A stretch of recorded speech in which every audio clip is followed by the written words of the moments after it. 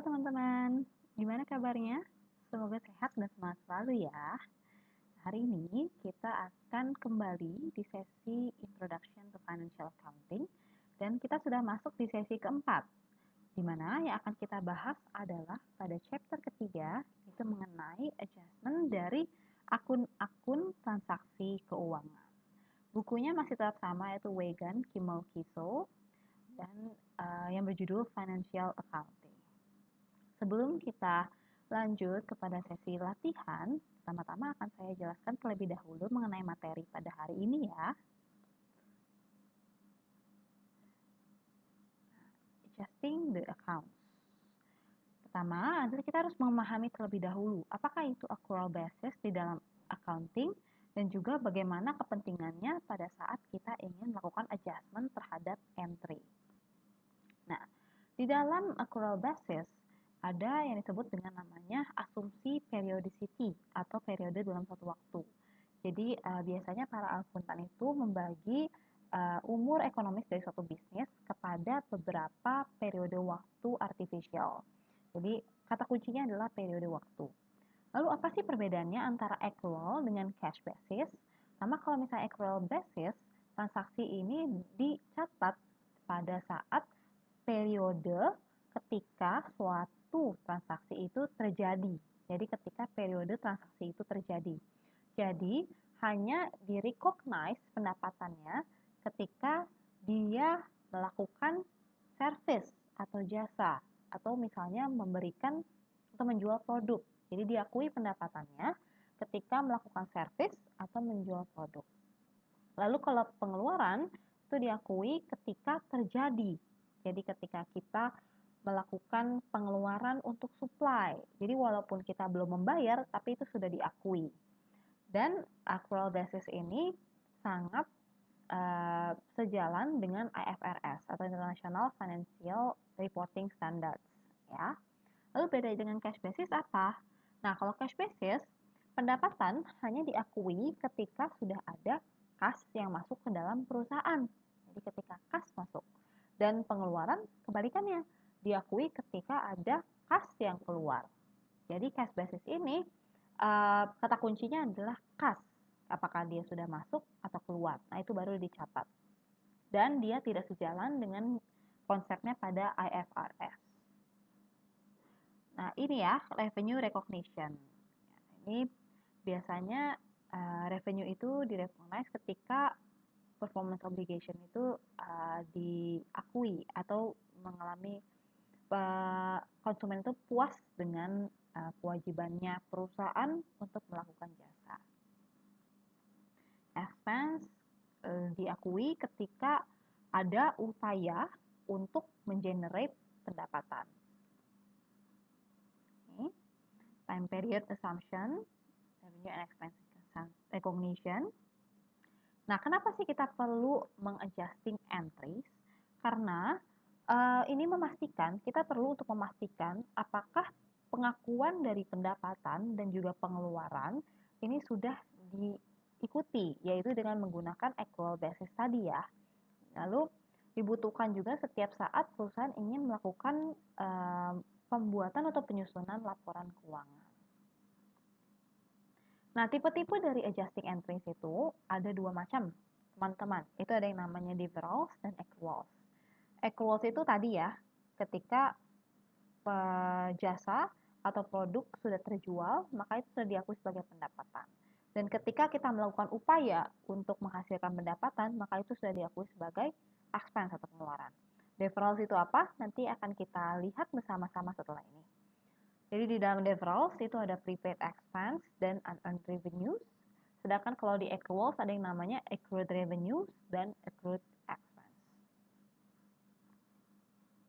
Pertama, kita akan bahas terlebih dahulu mengenai adjusting entries untuk deferral. Nah, deferral itu adalah pendapatan atau pengeluaran yang diakui pada suatu tanggal yang lebih lama daripada ketika kas dipertukarkan atau ketika terjadinya kas masuk atau kas keluar. Jadi setelah terjadi kas masuk atau kas keluar, gitu ya. Date later than the point. Nah, ada dua tipe, yaitu prepaid expense atau biaya dibayar di muka dan unearned revenues. Unearned revenues itu berbeda dengan revenues. Kita akan lihat bersama-sama di sesi kali ini.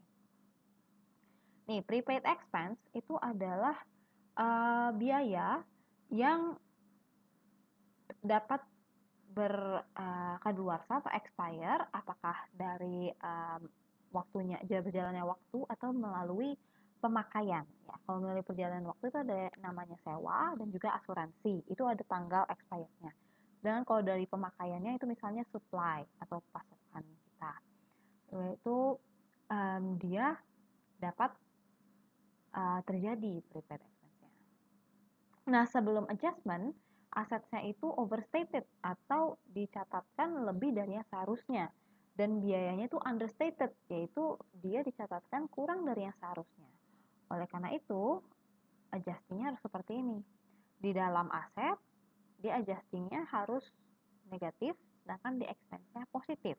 Karena kan tadi overstated, jadi harus dikurangi sehingga ke posisi yang sebenarnya, dan expense-nya harus ditambah karena understated, hingga ke posisi yang sebenarnya. Kita langsung ke contohnya saja.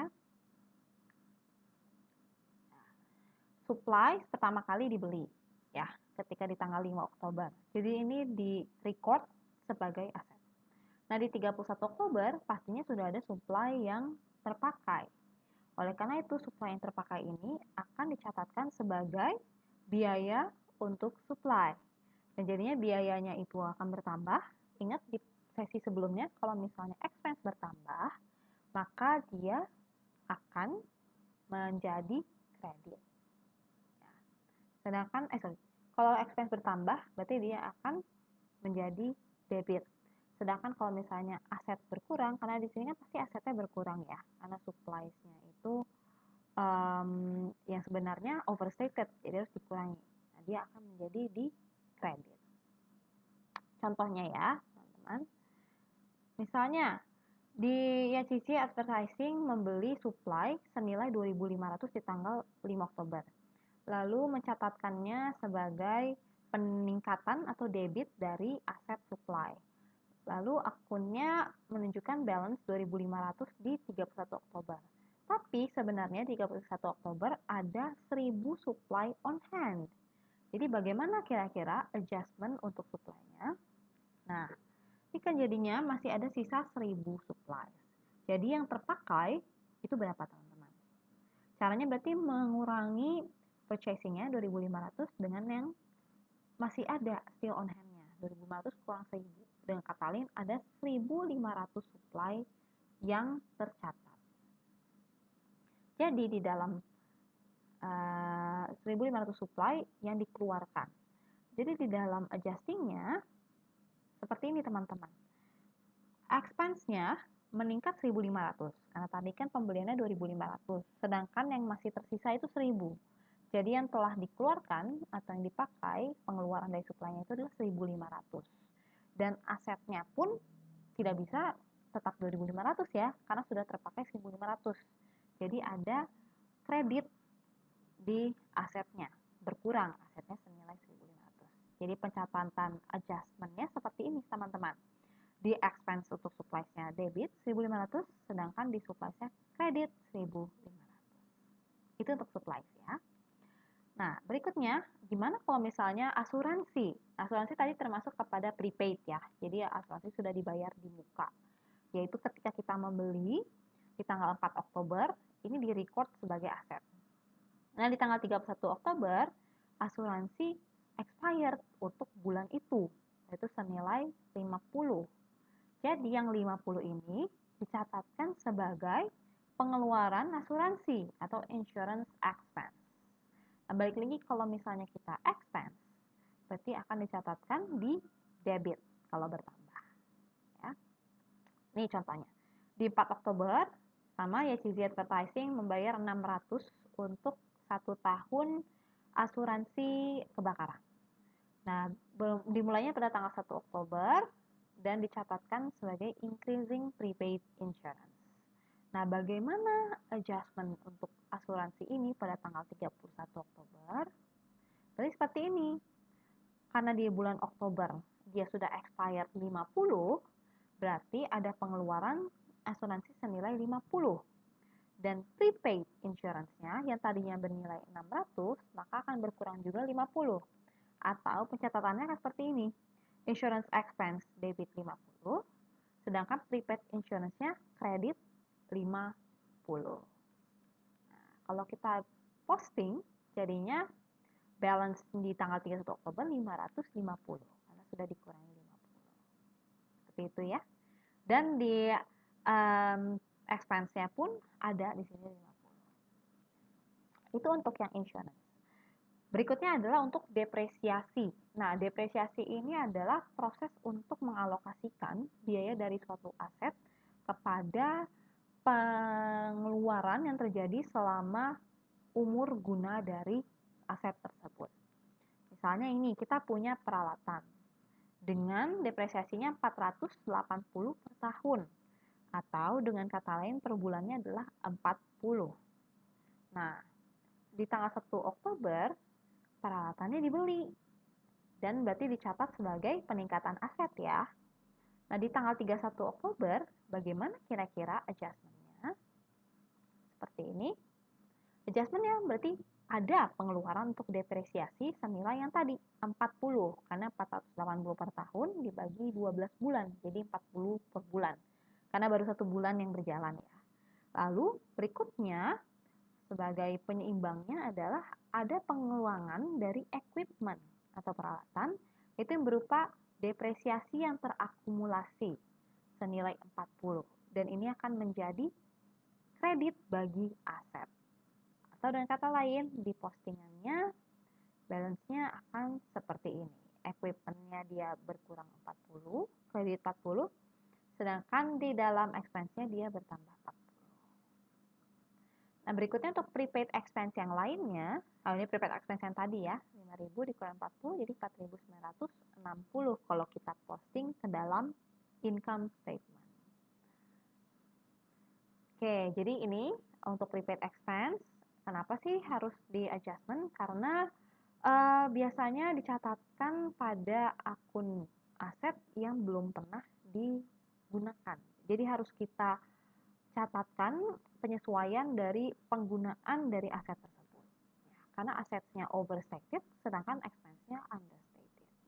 Dengan kata lain, untuk prepaid expense, maka selalu entry bagi adjusting-nya adalah debit pada expense, karena dia bertambah, dan kredit pada aset, karena dia awalnya overstated. Nah, berikutnya adalah tentang unearned revenues. Unearned revenues itu adalah ketika kas kita terima, ya, kita sebagai penyedia jasa atau penjual produk menerima di muka. Tapi sebenarnya belum ada produk yang kita berikan atau jasa yang kita berikan. Nah, ini makanya akan menjadi hutang bagi kita sebagai penyedia jasa atau produk. Di recordnya sebagai liability ketika kasnya kita dapatkan. Nah, ketika servisnya sudah kita lakukan atau produknya sudah kita berikan, maka revenue-nya telah ter-record. Ya. Jadi perlu kita buat adjustment. Dan yang tadinya menjadi hutang sudah terhapus. Contohnya, nah jadi seperti ini, liability-nya akan berkurang dan revenue-nya akan bertambah. Contohnya begini, ya Cici Advertising menerima 1.200 pada tanggal 2 Oktober yang seharusnya terjadi di bulan 31 Desember ya. Servisnya dipenuhi pada tanggal 31 Desember. Nah, credited the payment-nya kepada unearned service revenue, liability-nya tapi masih menunjukkan balance 1.200 di 31 Oktober. Bagaimanakah adjustment untuk advertising revenue-nya? Jadi begini teman-teman, di tanggal 2 Oktober seharusnya selesai di tanggal 31 Desember ya. Seharusnya pada tanggal 31 Oktober sudah ada yang terselesaikan dari jasa advertising-nya, yaitu kira-kira 1/3 dari jasa keseluruhannya. Oleh karena itu, kita harus lihat terlebih dahulu unearned service revenue-nya ini, kan tadi 1/3 dari 1.200 ya. Dengan kata lain, hutang kita ya, unearned service revenue itu hutang ya. Ini unearned service revenue itu adalah hutang, berupa hutang. Itu akan berkurang senilai 400. Nah, ingat kalau misalnya di sisi kanan atau di hutang, kalau misalnya berkurang malah akan dicatatkan sebagai debit ya. Lalu service revenue dia akan dikredit senilai 400. Kenapa kredit? Ini balik lagi ke pembahasan kita di minggu lalu, yaitu mengenai retained earnings. Ketika revenue tercatat, malah dia akan menambah retained earnings. Oleh karena itu, ketika dia berkurang, maka bertambah, maka dia akan menjadi kredit. Seperti itu ya. Kredit 400. Dan debitnya karena mengurangi utang 400 juga. Debit unearned service revenue senilai 400. Pencatatannya seperti ini untuk unearned service revenue. Selalu unearned service revenue dan service revenue. Nah, ini unearned revenue. Oke, jadi begitu adalah penjelasan untuk yang deferral accounts ya. Nah, untuk yang accrual accounts ini akan saya jelaskan seiring dengan kita langsung latihan saja. Jadi ada gambarannya gimana kira-kira untuk mencatatkan accrual dan juga deferrals. Namun pada umumnya secara garis besar tipe adjustment untuk deferral dan accrual adalah seperti ini. Kalau prepaid expense, dia asetnya overstated dan expense-nya understated. Jadi adjusting entry-nya selalu debit pada expense dan kredit pada aset atau kontra aset. Nah, kalau unearned revenues, sebelum adjustment dia utangnya overstated dan pendapatannya yang understated. Jadi akan debit pada utang dan kredit pada pendapatan. Untuk accrued revenues, sebelum adjustment, asetnya yang understated dan pendapatannya pun understated. Oleh karena itu, adjusting entry-nya adalah debit pada aset, karena kan kalau bertambah jadinya debit ya untuk aset. Dan revenue-nya bertambah, namun karena dia revenue, nanti akan dicatatkan sebagai kredit. Lalu kalau accrued expense, berarti konsepnya adalah sebelum penyesuaian, pengeluaran dan hutangnya itu understated. Oleh karena itu pengeluarannya harus ditambah pada adjustment, itu menjadi debit, dan hutangnya pun harus ditambah pada adjustment, dan itu akan menjadi kredit pada hutang. Ini adalah konsep yang perlu kita pegang dan perlu kita pahami betul dalam menentukan adjusting entry dari suatu akun. Nah, untuk lebih jelasnya, saya mau mengajak teman-teman untuk kita melakukan exercise. Nah, exercise-nya adalah sebagai berikut. Ini teman-teman bisa lihat soalnya ada di E39.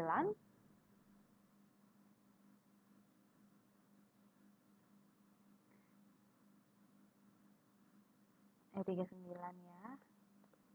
E39 yang ada di buku, yaitu kita telah mengetahui trial balance dari YCZ Advertising AS yang tersedia di ilustrasi 3.3, yaitu halaman 105 pada buku Wagon, Kimmel & Kiso. Nah, ini ya, ada trial balance seperti yang kita pelajari di sesi kemarin, yaitu debitnya 28.700 totalnya, dan kreditnya totalnya 28.700 juga.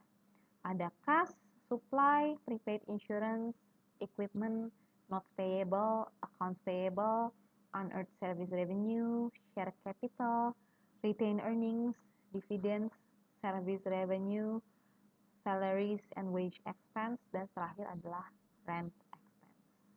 Nah, tadi kalau unearned service revenue berarti hutang ya, karena kita sudah mendapatkan cash, namun sebenarnya service-nya belum kita lakukan.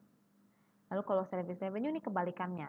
Service revenue berarti service-nya sudah kita lakukan dan ini sudah diakui. Lalu apa yang harus kita lakukan?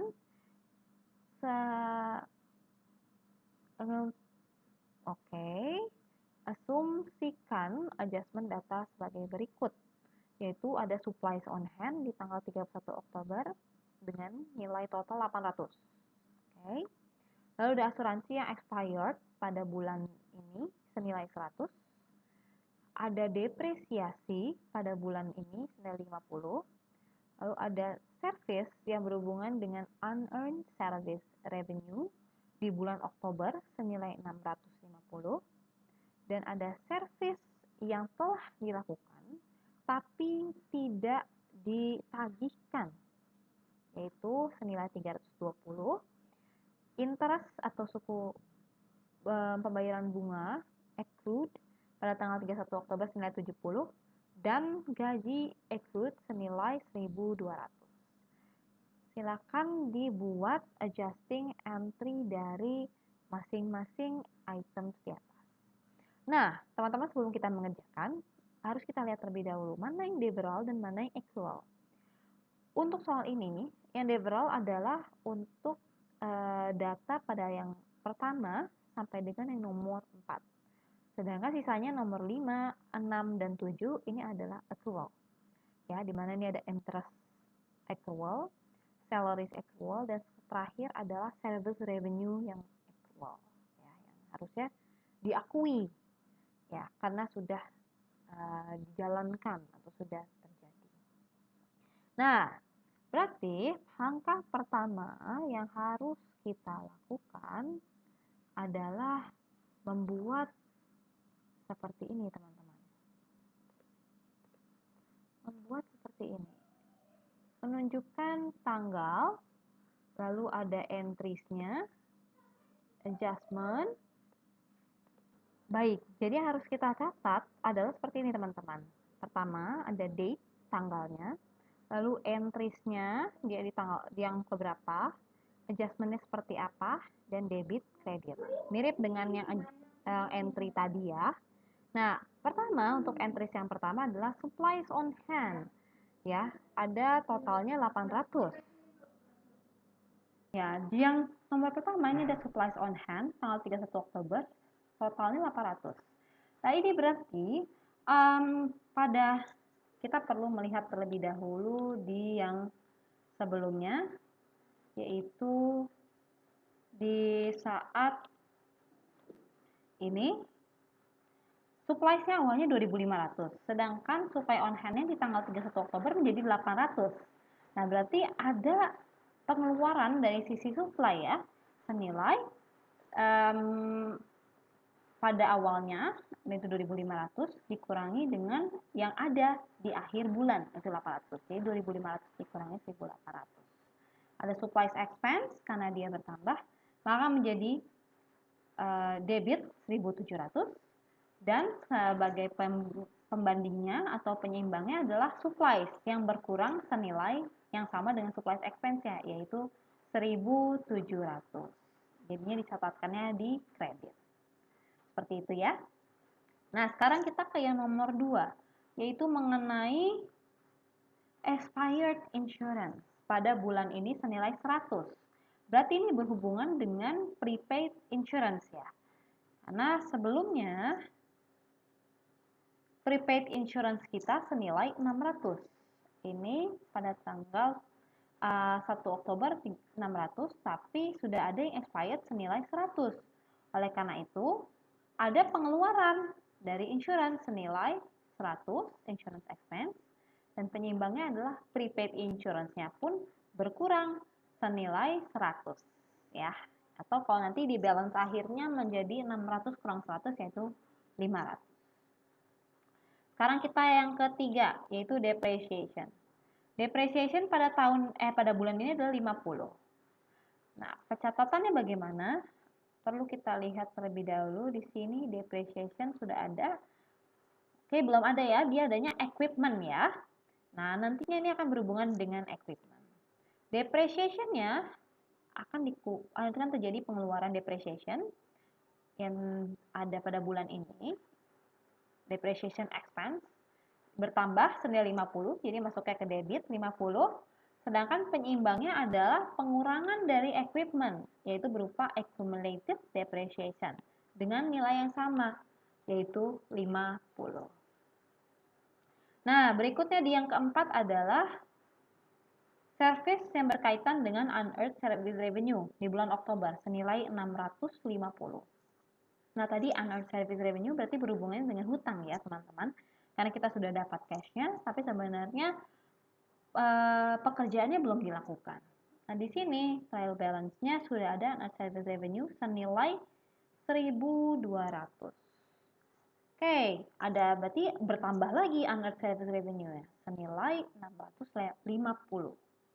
Nah, karena dia merupakan liability dan terjadi penambahan, berarti dia masuknya ke debit 650 dan service revenue-nya ini karena dia masuknya untuk menambahkan laba ditahan, maka akan dicatatkan sebagai kredit 650. Jadi unearned service revenue selalu seperti ini ya pencatatannya. Nah, berikutnya adalah tentang service yang sudah dilakukan tapi belum ditagihkan pada tanggal 31 Oktober. Oke, karena belum ditagihkan, berarti sebenarnya kita punya piutang, teman-teman. Dari konsumen kita, seharusnya ada piutang senilai 320. Nah, kalau piutang bertambah, berarti artinya debitnya bertambah ya, karena dia masuknya ke dalam aset. Nah, lalu sebagai penyeimbangnya apa? Karena service revenue, dia berkaitan dengan revenue, dan kalau revenue bertambah, dia akan menjadi kredit. Jadi account receivable 320 dan service revenue senilai 320. Debitnya adalah piutang kita, sedangkan kreditnya adalah pendapatan dari. Berikutnya adalah tentang interest accrued pada tanggal 31 Oktober senilai 70. Nah, untuk accrued interest, teman-teman, pencatatannya adalah seperti ini. Jadi, sebenarnya sudah diakui bunga senilai 70. Berarti ada pengeluaran dari bunga senilai 70. Karena dia pengeluaran bertambah, maka dituliskannya debit ya. Dan sebagai penyeimbangnya adalah hutang bunga. Karena kita sudah membayar 70, berarti hutang kita berkurang senilai 70. Nah, dia masuknya ke dalam kredit. Nah, berikutnya yang terakhir adalah tentang gaji yang diakui pada tanggal 31 Oktober senilai 1.200. Nah, karena diakui, maka sudah dicatatkan sebagai pengeluaran, teman-teman. Jadinya ada salaries expense yang bertambah 1.200. Karena expense berarti akan, kalau bertambah, dia dicatatkannya debit ya. Dan sebagai penyeimbangnya itu adalah salaries payable ya, karena dia bertambah salaries payable-nya senilai 1.200. Karena dia bertambah, maka dicatatkannya sebagai kredit. Oh ya, tadi yang interest payable ini dia karena bertambah ya teman-teman, makanya dicatatkannya sebagai kredit. Nah, itu kalau misalnya yang accrual, seperti inilah pencatatannya teman-teman. Untuk yang service revenue belum ditagihkan, maka akan ada piutang yang bertambah dan revenue yang bertambah juga ya. Jadi makanya dia menjadi kredit. Nah, kalau misalnya ada accrued interest, maka ada interest expense atau pengeluaran interest senilai 70 yang sebenarnya belum kita bayarkan nih. Oleh karena itu hutang kita pun bertambah senilai 70. Dan gaji pun demikian. Kalau sudah diakui tapi belum dibayarkan, maka ada expense yang bertambah senilai 1.200 dan ada hutang gaji yang bertambah juga senilai 1.200. Nah, demikianlah kira-kira penjelasan mengenai adjusting atau adjustment entry ya dari akun transaksi keuangan yang perlu kita lakukan. Intinya kita harus memegang teguh konsep yang ini ya untuk prepaid expense, unearned revenues, accrued revenues, dan accrued expense. Catatan debitnya di mana dan kreditnya di mana ini harus dipahami betul. Warahmatullahi wabarakatuh. Oke, teman-teman, untuk tugas minggu ini adalah seperti ini ya. Ada di exercise 37 di buku yang kita gunakan yaitu mengenai Villa Rental Agency. Yang teman-teman harus lakukan adalah melakukan preparation terhadap adjusting entries di tanggal 31 Maret. Ya. Dan dengan asumsi bahwa adjusting entries dilakukan selama quarterly, yaitu selama 3 bulan. Baik, demikianlah untuk sesi kali ini. Semoga membantu dalam teman-teman untuk melakukan pencatatan transaksi keuangan maupun dalam hal pengerjaan task ya.